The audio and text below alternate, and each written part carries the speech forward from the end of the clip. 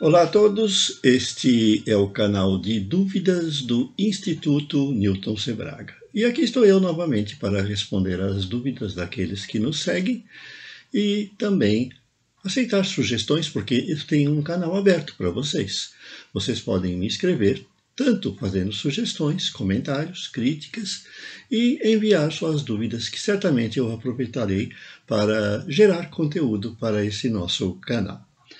A nossa dúvida de hoje, aliás, as nossas dúvidas de hoje, referem-se a um problema que pode ocorrer com componentes eletrônicos em geral e até mesmo aparelhos. São as fugas. O que é uma fuga? Se a gente considerar um componente como um capacitor, nós sabemos que as placas, as suas armaduras, têm que ser isoladas por um dielétrico. Ou seja, não pode passar corrente contínua entre elas. O material é um isolante. Mas na prática isso não ocorre. Nós temos as chamadas fugas. Escapa um pouquinho de corrente. O mesmo ocorre com um diodo polarizado no sentido inverso. E assim existem outros componentes.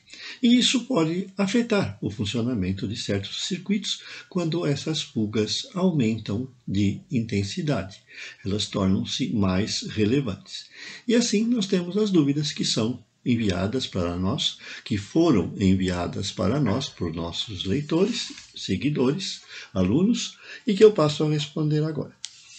A primeira refere-se a fugas em componentes, lembrando que essas dúvidas podem ser acessadas em detalhes no nosso site, na seção de dúvidas. Então, vamos lá à primeira dúvida. Testando componentes como capacitores, às vezes encontro resistências cujos valores indicam fugas.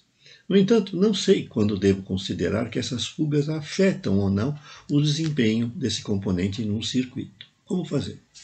Realmente, a fuga ela vai influenciar no circuito, mas ela pode influenciar mais ou menos. Assim, existem componentes como os capacitores eletrolíticos de valores elevados, que são usados em fontes, ou mesmo os capacitores de papel e óleo antigo, que toleram uma certa fuga quando são usados num circuito de baixa frequência, por exemplo. Numa fonte de alimentação, você pode tolerar uma fuga de um eletrolítico que apresente uma resistência menor que 100.000 ohms, ou mesmo num capacitor antigo de papel ou óleo que você tira lá daquele aparelho que você está recuperando. Então, isso indica que essa fuga não vai afetar tanto o circuito. O mesmo vale para um diodo, que ao medir a resistência inversa, se esse diodo for um retificador, você pode tolerar uma resistência menor que os 100.000 ohms aproximadamente, não muito menos. Dependendo da aplicação, então, você pode considerar bom, mesmo que tenha fugas, um componente que ele seja menos crítico num projeto. Outra dúvida vem de um outro seguidor nosso que diz o seguinte, é a respeito de componentes antigos. Tenho desmontado alguns aparelhos antigos para aproveitar componentes e tenho em dúvida sobre o estado deles. Posso usar após muito tempo de uso? E aí entra o fator justamente fuga. Com o tempo, certos componentes, como capacitores, certo? Eles podem apresentar fugas. Mesmo transformadores podem apresentar fugas entre os enrolamentos. E aí vai depender da aplicação. Você pode usar esses componentes, mas tem que tomar cuidado para usá-los num circuito que tolere as fugas. Nossa última dúvida vem também de um seguidor nosso que tem problemas com fugas de componentes. Ele diz assim, montei um temporizador com o 555 numa configuração tradicional para gerar pulsos de hora em hora. No entanto, o circuito não funciona. Estou usando eletrolíticos de 2.200 microfarads. Com 2.200 microfarads, você vai ter em série com esse capacitor um resistor de mais de 1 megohm para obter intervalos de 1 hora. E pode ocorrer que a resistência de fuga do capacitor seja menor do que 1/3 desse valor de 1,5 megahms. Assim, se esse capacitor tiver uma resistência de fuga de menos de 500K, aproximadamente, eu estou fazendo um cálculo empírico aqui, a carga do capacitor não vai atingir nunca o valor que ele necessita, o 555, para o disparo. Então o circuito não dispara, ele não oscila.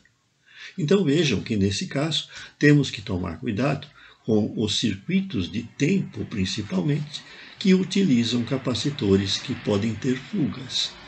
Ele pode não alcançar a tensão de disparo. Enfim, se você tem um circuito de tempo que usa um resistor e um capacitor, tome cuidado com o capacitor para que ele não tenha uma resistência de fuga que se aproxime do valor da resistência que está em série com o capacitor, porque senão você vai ter problemas. Dependendo da tensão do circuito que ele deve controlar, por exemplo, um astável ou um monoestável com o 555, o circuito pode não funcionar. Então vejam que fugas podem ser toleráveis. O mesmo pode ocorrer com um capacitor, o mesmo capacitor de 2.200 microfarads numa fonte de alimentação. Ele não vai influir muito na componente AC, que eventualmente ele vai deixar passar. Mas já num circuito de tempo, ele vai dar problemas. Cuidado, portanto.